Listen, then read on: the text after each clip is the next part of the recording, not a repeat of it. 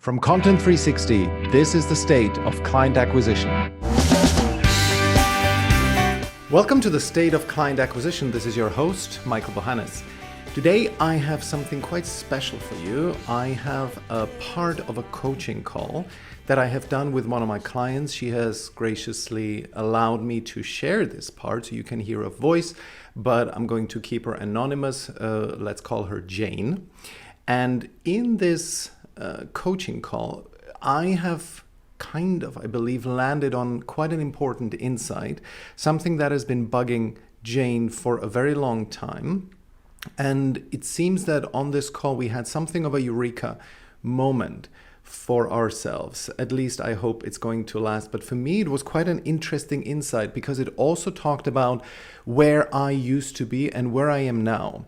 Let me explain what I mean with that. It is very often when you have somebody who's very competent at what they do, they could literally be making anywhere from $2,000 or $3,000 a month to $50,000. It's really as wide as this range.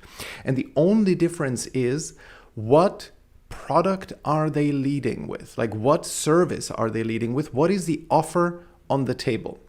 And one of the challenges that Jane faces is that she is not really clear on what her offer is, and she is simply selling herself as someone who has a skill.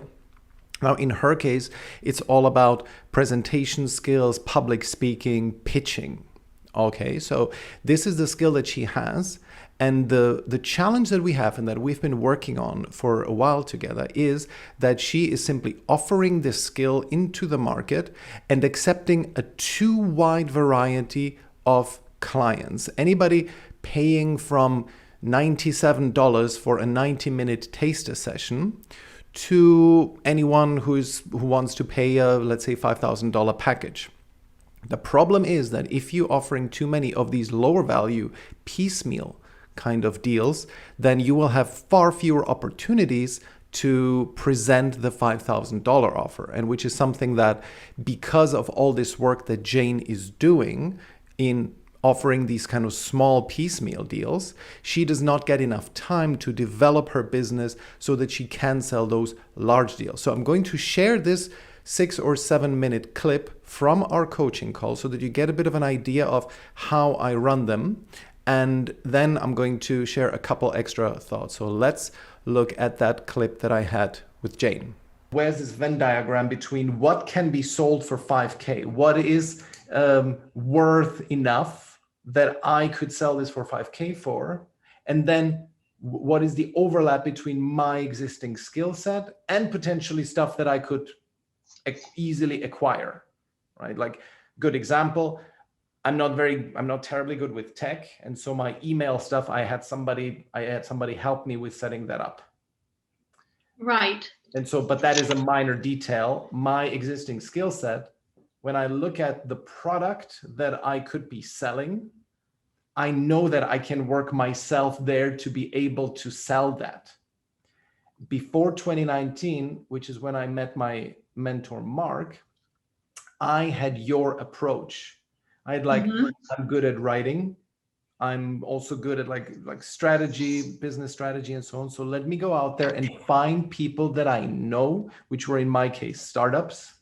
And I'm going to offer them content marketing services because that's kind of the skill that I can provide.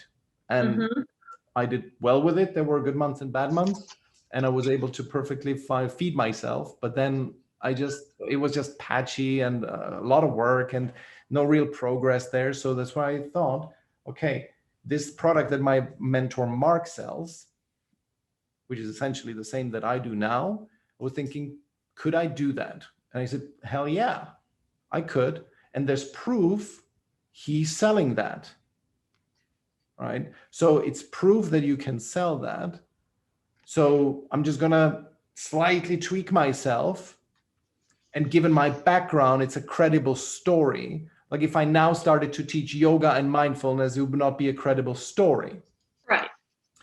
But so I wonder if that could just think or reflect on that, because look, you teach people to speak better. If you're a better speaker, you're going to make more money. It's as simple as that. Right. Needs Yeah. to find like a good target audience for it, and someone who is for whom this would represent a high value, Right. right? This solving that problem. And there's so many people in the world who have this problem. There's so many bad speakers out there. Well, and what I But realized we would, too, yeah, you're right. You're but right. we would simply, sorry, one last point, just so I don't lose it. Yep. But if you were to, because I liked what you said before, intentionally, currently, your intention is simply to just get clients, but you don't look to get clients who can actually would pay you a high ticket price, which has so many benefits, right? The fact that you and I can you can just simply book a call with me and I'm always there for you. I would not be offering this to you if you had paid $997. Right. Yeah. Right?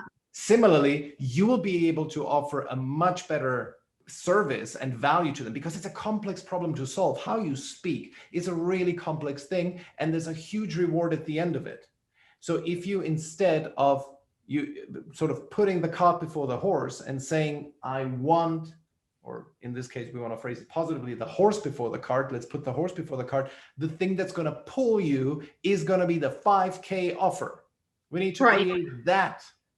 And we did have it. We do have it. You have it. We have a X week offer that you offer to.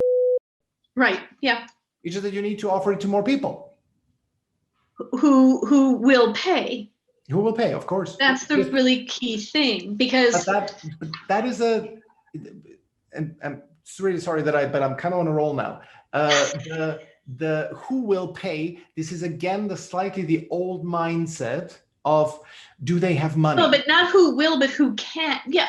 No, it's the same. Who can pay is, the thing is, if you present the right value, they will find the money. It's 5K. It's not the world. Like recently, I got signed up a client who is making on average 3K a month. And he is, honestly struggling. And he still found the money, right? It's just because it's worth to him, because he knows there's value at the end of the rainbow. So if you could just unplug that thinking of who can pay, of course, you cannot sell to homeless people. Sure, that's a given. But other than that, there's a huge range of people who you could sell to. And then there's just about trialing the niches. You could just do like a week or 2 weeks. Okay, let's start 100 conversations with people in the real estate niche. Okay, great. I saw this other person, and this could be like employees, product managers in pharma companies. Great, let's go after them for a week. And then we just test. Yeah. And you can afford that. You can actually afford to do that, because one out of every, for you initially 150 is going to become a client. They're going to pay you 5K. Something that now takes you a lot of scrambling to get together, because you're underselling yourself. Right. Okay, sorry, I interrupted you too many times. Please go for it. No, I get what you're saying. I don't know. Somehow I'm not communicating it. I mean, like, I really thought was an ideal client, but he wasn't. Normal. But that's perfectly normal. I had periods where I had 9. I think there was a time back in July where I just had like 10 people in a row who I couldn't sell. You get lulls, there's ups and downs, and you're just getting started.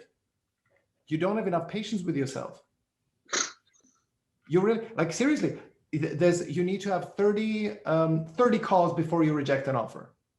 30 calls with qualified prospects who you do the right things with on a call, right? Who you take through a quality sales call and they all decline. Then it's the time to abandon the offer. You have nowhere near done that. True.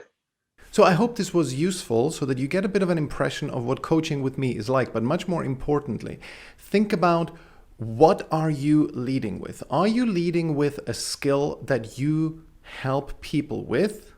And that could then result in all kinds of different sized deals that you offer them.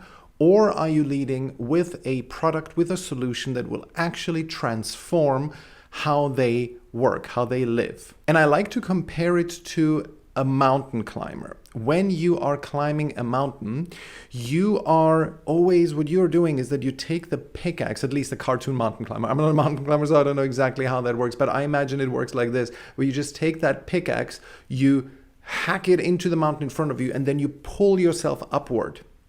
This is the same principle that you do with creating a product. You just go out there, you put out an ambitious goal, and then you pull yourself up towards that.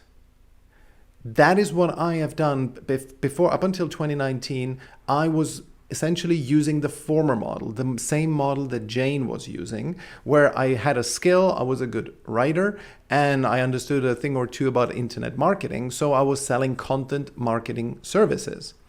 And that resulted in all kinds of possible deals, anything from creating a custom-made book, like a hardcover book, to writing newsletters for people. It's just a far too wide of a offer that I had for people. Whereas instead, what I'm doing now, I have one product. I have one program that I enroll people in where I help them solve a problem.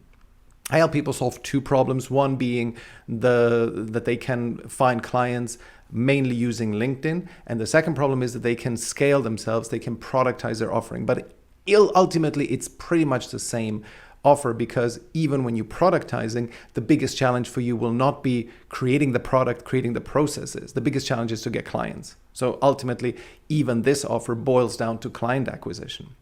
But I want you to really think about this. What if you are in this space of, let's say, $5,000 or less, or you even maybe get to $10,000 a month or less, but you are working a lot. You're just really, really running around like a headless chicken. There's a lot of work to do for you, and you have all kinds of different deals coming in. Trying to instead think about what is that stick that you can ram into the ground and then pull yourself up towards.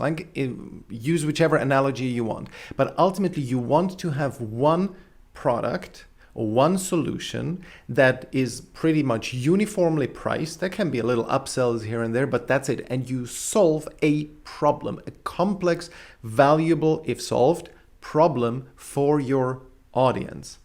So think about that. Is there a way how you can sort of solutionize, productize, whatever you want, but anything that has to do with your audience's problem, and then you help them solve it, no matter if they need one session with you or 20 sessions. I had a client who came in, you may remember I emailed about this, and I also did a podcast, I believe, about this, where it was Liz who came in and she instantly got herself a client, like within 4 days of working with me. That's the record so far. I had another client who came in about 6 or 7 months ago, and only now he got himself, well, not one, but 3 clients at the same time. It took him a really long time to get there. He was very much set in his old ways, and he was not a natural as far as running conversations and doing content was. So he had to really learn all this stuff very much from ground zero. So that took him a little bit longer. And that's why my offering, I can afford that. I can afford to work with him over many months to get him there, because on average, I charge enough so that this kind of detailed work is worth my time. And with some other clients, I just simply need 1 or 2 sessions, and they're happy and merrily go on their way.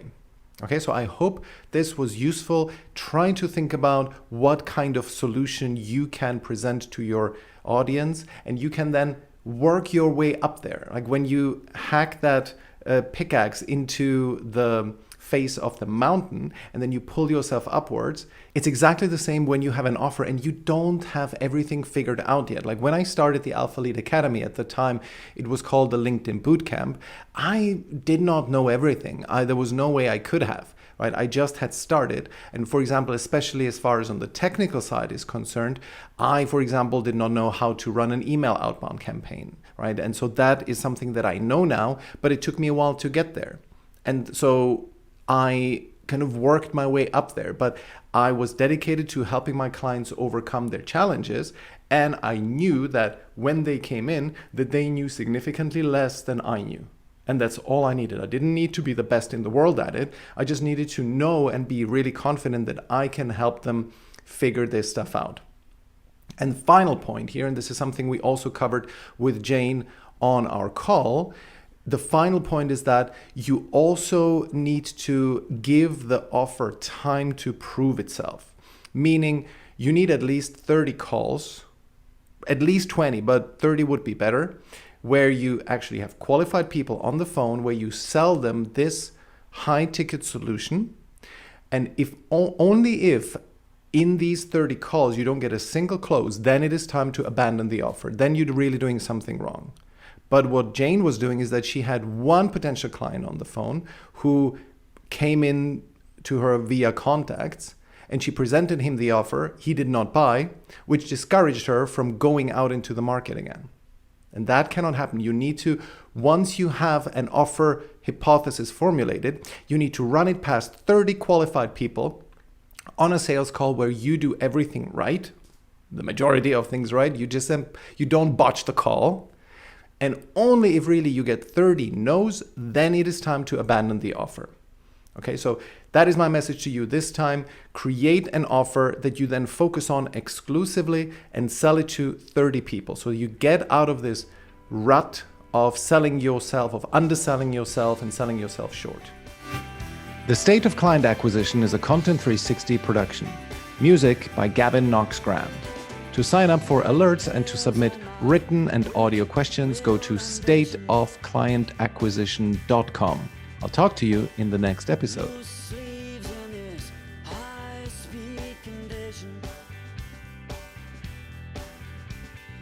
Montreal girls in the tail end of winter.